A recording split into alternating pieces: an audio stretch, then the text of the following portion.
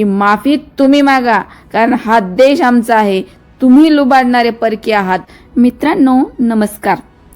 गोवा म्हटले की आपल्या डोळ्यासमोर येतात सुंदर बीच, पार्टी आणि सुट्ट्या घालवण्यासाठी ठिकाणं. पण याच गोव्याला एका कोपऱ्यात असा एक किल्ला उभा आहे ज्याच्या भिंतीवर पर्यटकांचे कॅमेरे चालतात. पण एकेकाळी तिथे रक्तांचे सडे पडले होते. आज मी तुम्हाला घेऊन आले किल्ला अगोडामध्ये.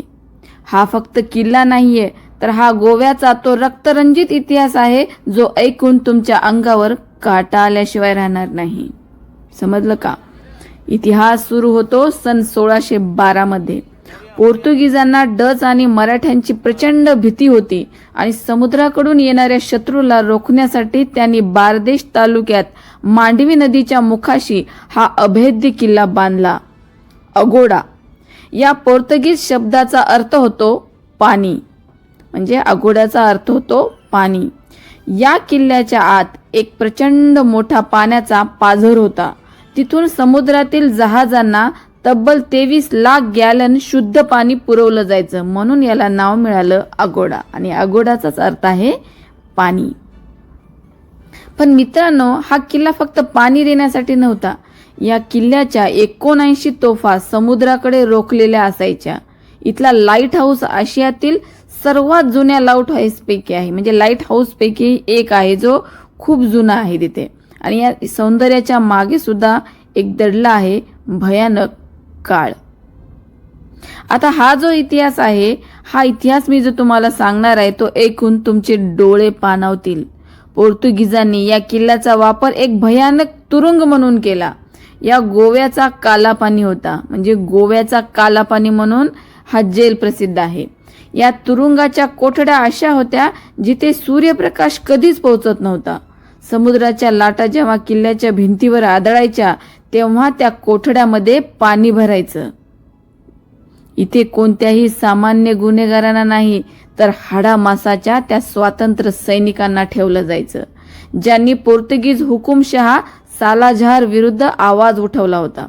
त्या सैनिकांना दिवसातून अनेकदा बेदम मारलं जायचं, त्यांना कित्येक दिवस उपाशी ठेवलं जायचं. पोर्तुगीज अधिकारी विचारायचे, सांगा तुमचे साथीदार कुठे आहेत? पण आपले क्रांतिकारक रक्ताच्या थरोळ्यात पडले तरी एकच घोषणा द्यायचे, जय हिंद, डॉक्टर राम मनोहर लोहिया की जय, डॉक्टर राम मनोहर लोहिया की जय. एवढंच नाही तर 18 जून 1916 डॉक्टर राम मनोहर लोहियांनी गोव्यात क्रांतीची ठिणगी टाकली होती आणि त्यानंतर शेकडो तरुण या लढ्यामध्ये उडी घेत झाले. आणि विचार करा, आपल्यासारखीच हाडामासाची माणसं होती ती, आणि त्यांनाही कुटुंब होतं, मुलं होती, सुखदुःखाच्या भावना होत्या. पण त्यांच्या विचारामध्ये देशप्रेम इतकं ठासून भरलं होतं की पोर्तुगीजांचे छळही त्याच्यासमोर फिके पडले. इथल्या कोठडीमध्ये बंद असलेल्या क्रांतिवीरांना जेव्हा पोर्तुगीज विचारत, तुम्हाला माफी हवी आहे का, तेव्हा ते छाती ठोकून सांगायचे की माफी तुम्ही मागा, कारण हा देश आमचा आहे, तुम्ही लुबाडणारे परकी आहात, तुम्ही आम्हाला गुलाम बनवून ठेवलेला आहे, तुम्ही इथून निघून जा, आमचा देश स्वतंत्र करा, आम्हाला मोकळं करा. माफी मागायची लायकी तुमची आहे, आमची नाही, आम्ही इथले रहिवासी आहोत.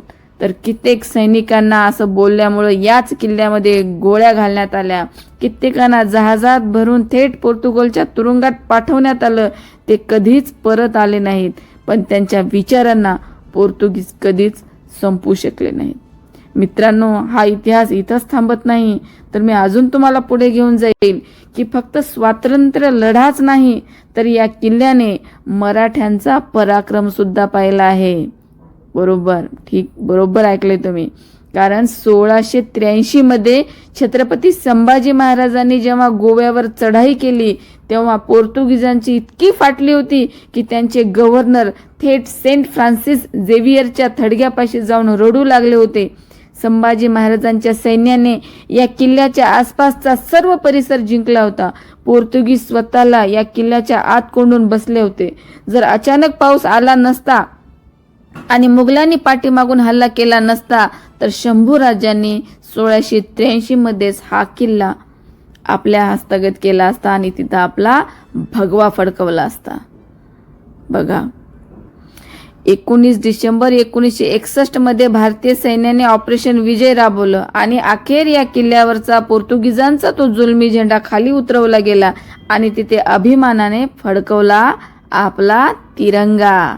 आज आपण इथे येतो, रील बनवतो, फोटो काढतो, पण मित्रांनो, जेव्हा कधी तुम्ही या अगोड्या किल्ल्यावर याल ना, तेव्हा इथल्या हवेतल्या त्या क्रांतीवीरांच्या श्वासांना जाणवून बघा. इथल्या मातीत मिसळलेलं त्यांचं रक्त आठवा. ही सुट्टी घालवण्याची जागा नाही, हे आपल्या स्वातंत्र्य सैनिकांचं मंदिर आहे. मित्रांनो, हा इतिहास तुम्हाला कसा वाटला मला कमेंट्समध्ये नक्की सांगा. व्हिडिओ आवडला असेल तर शेअर करा, जेणेकरून प्रत्येकाला गोव्याचा हा खरा इतिहास समजेल. तर भेटूया पुढच्या ब्लॉगमध्ये. जय हिंद, जय महाराष्ट्र.